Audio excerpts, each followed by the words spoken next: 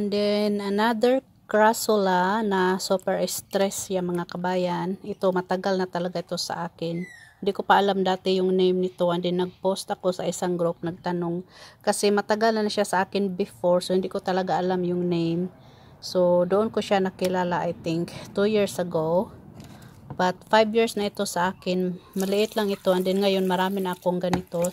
So siya si crassula pubescens or red carpet mga kabayan. So I think pamilya siya ng jade plant kasi yung leaves po niya ay para siyang jade plant, and then crassula din po siya mga kabayan. So very stress po siya. Na-vlog ko ito dati sa dating bahay pa, yung stress nito versus shaded lang, kasi yung shaded talaga nito is normal lang talaga na green. And then mamaya ipapakita ko yung mga kasamahan nito. So ito yung nakahang ay may flower na po siya, ayan.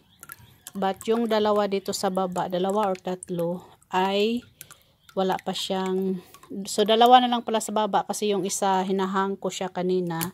So ipapakita ko sa inyo mamaya.